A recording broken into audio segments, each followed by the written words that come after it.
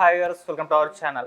ఏపీలో రాజ్యసభ ఎంపీలుగా నామినేషన్స్ ప్రక్రియ అయితే మొదలైంది. సో 3 రాజ్యసభ ఎంపీలు ఎవరెవరికి ఇవ్వబోతున్నారు అన్నది ఒక ఆసక్తి అయితే ఉంది. అయితే ప్రధానంగా ఇందులో చింతకాయల విజయ్ గారి పేరైతే బలంగా వినిపిస్తుంది. ఇంతకు ఎవరు ఈయన, నిజంగా ఆయనకి ఇస్తున్నారా? ఇప్పుడు ఇదే అంశం మీద డిస్కస్ చేయడానికి ప్రజెంట్ మనతో పాటు జయదేవ్ గారు సీనియర్ జర్నలిస్ట్ ఉన్నారు. వారితో ఒకసారి డిస్కస్ చేసి తెలుసుకుందాం. సో నమస్కారం సార్. నమస్తే అండి సార్, 3 రాజ్యసభ స్థానాలకు గాను సో ఎంపిక ప్రక్రియ అయితే కంటిన్యూ అవుతుంది. ఇంకెవరి పేర్లు కూడా అనౌన్స్ చేయలేదు, ఏ పార్టీల నుంచి కూడా అనౌన్స్ చేయలేదు. అయితే ఇందులో ప్రధానంగా చింతకాయల విజయ్ గారి పేరు అయితే వినిపిస్తుంది. దాదాపు ఖాయం అయిపోయింది అనేసినట్టుగానే ఉంది సార్ పరిస్థితి. మరి ఎవరి ఈయన అన్న ఒక చర్చ అయితే మొదలైంది. మీరు ఏం చెప్తారు సార్ ఈయన గురించి?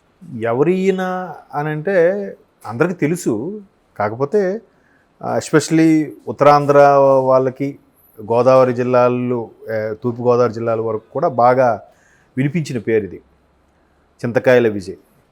సో వాస్తవానికి బీజేపీకి ఏదైతే రాజ్యసభలో తక్కువ సీట్లు ఉన్నాయో దాని మద్దతు కోసం వైసీపీకి వెనకేసుకొచ్చిందనే అంశం గత 5 ఏళ్ళలో మనం చాలాసార్లు చూసాం. సో ఇప్పుడు బీజేపీ పట్టు పెంచుకునే దిశగా వెళ్తుంది. కాబట్టి ఇప్పుడు నోటిఫికేషన్ విడుదల చేసిన సందర్భంగా సుమారుగా 164 అంటే బై 3 వేస్తే 3 రాజ్యసభ వస్తాయి. అందులో టీడీపీకి అత్యధిక మెజారిటీ ఉంది కాబట్టి టీడీపీ 2 తీసుకుంటుంది, ఒకటి జనసేన బీజేపీనా అని మల్లగులాలు పడుతున్నారు. అయితే జన సైనికులు ఎట్లా ఆలోచిస్తున్నారంటే, మేము బీజేపీకి త్యాగం చేసి మేము సర్దుకొని ఇముడ్చుకొని లేదంటే ఒక మెట్టు తగ్గే బీజేపీకి కేటాయించాము కదా సార్వత్రిక ఎన్నికల్లో, ఇప్పుడు మాకు కేటాయించాలనేది జన సైనికుల యొక్క అభిప్రాయం. ఇంకా జనసేనాని ఎలా నిర్ణయం తీసుకుంటారని తెలియదు. సో ఆల్రెడీ అక్కడ ఖాళీ అవుతున్నవి, రాజీనామా చేసినవి మన మోపిదేవి వెంకటరమణ గారు ఒకరు, బేదమస్తానరావు గారు, తర్వాత ఆయన ఎవరు మన బీసీ కృష్ణయ్య గారు. సో వీటి ఖాళీ అవుతున్నాయి కాబట్టి ఇవి బీజేపీకి సంబంధించినవే కదా, బీజేపీకి కూడా ఒకటి కేటాయించాలి అనేది బీజేపీ వాళ్ళ అభిప్రాయం.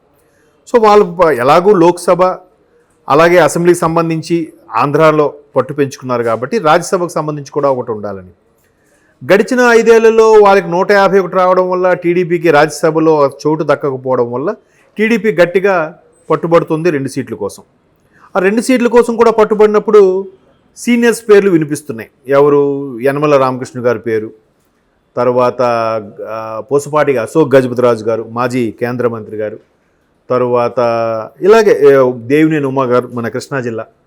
ఇలాగ అంటే వాళ్ళ సీనియర్స్ పార్టీలో కొన్నేళ్లుగా, కొన్ని దశాబ్దాలుగా కొనసాగుతున్నారు. పార్టీ కోసం అరెస్టులు అయ్యారు, ఇబ్బందులు పడ్డారు, నానా మాటలు పడ్డారు. ఇవన్నీ జరిగిన నేపథ్యంలో ఎవరికి ఇవ్వాలి ఏంటి అనే అంశంలో చింతకాయల విజయ్ గారి పేరు వినిపిస్తుంది. ఎవరు ఈ చింతకాయల విజయ్? అందరికీ సుపరిచితుడే. టీడీపీలో యువగలంకు సంబంధించి ఎవరిని కదిపినా మన మంత్రి లోకేష్ గారి పేరు తరువాత ఎక్కువగా ఆ ప్రాంతం వరకు వినపడేది చింతకాయల విజయ్ గారి పేరే. ఈయన స్వయాన మన అయ్యనపాత్రుడు గారి సుపుత్రుడు. సో ఇక్కడ చింతకాయల విజయ్ అనేంత సింపుల్గా ఆయన పేరు వినపడలేదు. ఆయన చాలా స్ట్రగుల్ అయ్యాడు, చాలా ఫేస్ చేశాడు. ఎక్కడెక్కడ యూత్ని, నిరుద్యోగ యువతని ఎవరెవరైతే హడ్డిల్స్ ఫేస్ చేశారో వాళ్ళందరినీ ఒక్క తాటి మీద తీసుకొచ్చే ప్రయత్నంలో సఫలీకృతమయ్యాడు ఆయన. ఈవెన్ లోకేష్ గారికి ఒకానొక టైంలో అందరూ లోకేష్ గారికి ఈయన ఎంత చెప్తే అంతరా, ఆయనకి రైట్ హ్యాండరా అనుకునిపించుకునే స్థాయికి వెళ్ళాడు ఆయన. ఆయన సొంతంగా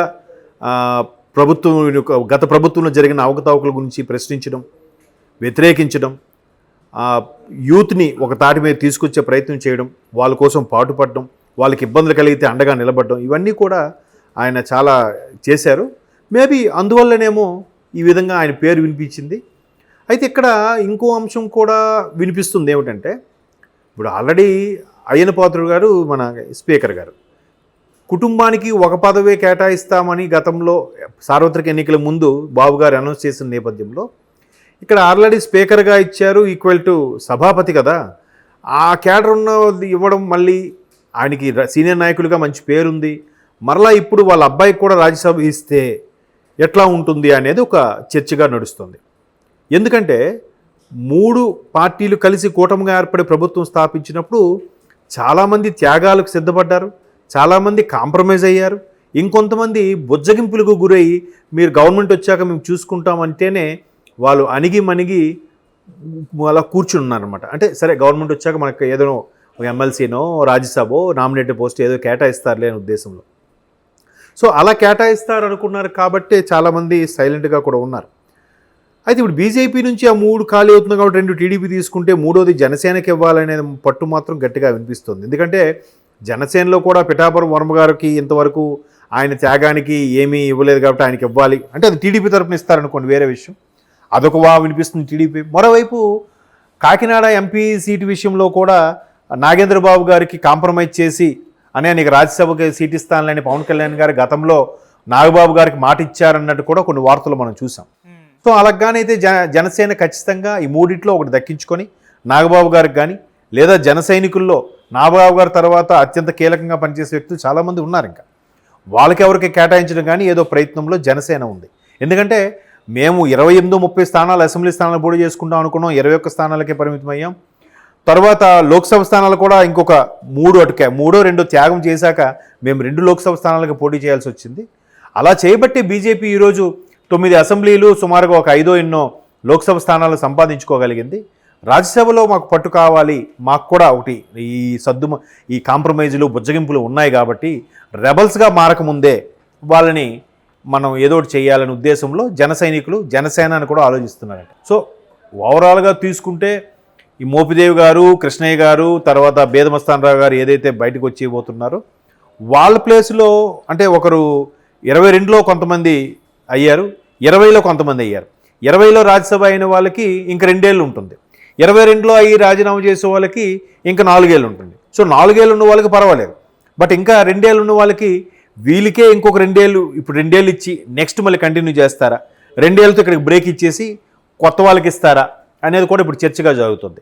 సో పూర్తి స్థాయి పదవీ కాలం ఉండేలాగా చూసుకునేలా కాకపోయినా 2 ఏళ్ళు అయిపోయిన వాళ్ళకి ఇంకొక 4 ఏళ్ళు కేటాయిస్తే 2028 వరకు అంటే మళ్ళీ సార్వత్రిక ఎన్నికల వరకు కూడా ఆల్మోస్ట్ ఆల్ రాజ్యసభ ఎంపీగా ఉంటారు కాబట్టి అలా కూడా కొంతమంది వెనకడుగు వేస్తున్నారు. అంటే సీనియర్ నాయకులు అరే ఇచ్చి పూర్తి స్థాయిలో 6 ఏళ్ళది ఇవ్వాలి కానీ ఇట్లా రాజీనామా చేశారు కాబట్టి 4 ఏళ్ళది ఒకటి 2 ఏళ్ళది ఒకటి ఇట్లా ఉంది అని కూడా చాలా అంటే నిజంగా ఎవరికి ఎలా సాటిస్ఫై చేయాలి, ఎవరికి ఏ పదవి ఇవ్వాలి అనేది అధినాయకులు ఎవరైతే ఉంటారో వాళ్ళకి నిజంగా పులి మీద సవారి కత్తి మీద సామే. ఇప్పుడు చంద్రబాబు నాయుడు గారికి కానీ పవన్ కళ్యాణ్ గారికి కానీ చంద్రబాబు నాయుడు గారికి ఇంకా పవన్ కళ్యాణ్ గారికి కానీ చంద్రబాబు నాయుడు గారికి ఎక్కువ ప్రెజర్ ఉంటుంది. ఎందుకంటే ఇంచుమించు 133 సీట్లు గెలుచుకున్న నేపథ్యంలో 133 123 సంథింగ్ అన్ని 133 అనుకుంటా అన్ని సీట్లు గెలుచుకున్న నేపథ్యంలో ఎన్ని కాంప్రమైజులు ఎన్ని ఉంటాయి, ఎంత మళ్ళీ ఆ మిగతా 175కి 133గా అంటే రిమైనింగ్ ఒక 40 వరకు కూడా ఎన్ని కాంప్రమైజులు ఎన్ని బొచ్చగింపులు ఉంటాయి. అది కాక దానికి లిటిగేషన్ దానికి కొనసాగింపుగా కొన్ని సీనియర్లు ఉన్నారు చాలామంది, వాళ్ళు ఇట్లా ఇన్ని రకాలుగా ఉండబట్టి కొంచెం జాగ్రత్తగా డీల్ చేయాలి, కత్తి మీద సాము చేయాలి. బట్ చింతకాల విజయ్కి మాత్రం ఇస్తే కనుక ఒక యువతకి అవకాశం ఇచ్చినట్టు ఉంటుంది. ఎందుకంటే సార్వత్రిక ఎన్నికల నేపథ్యంలో కూడా సుమారుగా 25% యూత్కే ఇచ్చారు. సో ఇప్పుడు కూడా రాజ్యసభలో కూడా యూత్ ఉండాలి, అన్ని రకాలుగా కొత్త నీరు యాడ్ అవుతూ ఉంటే పార్టీ మనుగడ కూడా బాగుంటుందనే ఉద్దేశంలో యువగలం దృష్టిలో పెట్టుకొని యువగలం నినాదంతో ముందుకెళ్లారు కాబట్టి లోకేష్ గారు అది బాగా సక్సెస్ అయింది. ఒక విధంగా పార్టీ గవర్నమెంట్ ఫామ్ చేయడానికి కూడా కీలక భూమిక పోషించింది కాబట్టి యువకులకు కూడా ఇచ్చే అవకాశం ఉందని అంటున్నాయి. అలాగానైతే ఫస్ట్ ఆప్షన్ చింతకాల విజయ్ గారు, దెర్ ఇస్ నో డౌట్. చూద్దాం మరి ఆల్మోస్ట్ ఆయన పేరు అనౌన్స్ చేస్తారని కూడా ఆల్రెడీ సంబరాలు స్టార్ట్ అయ్యాయంట. Okay, wait and see. Okay sir, thank you so much.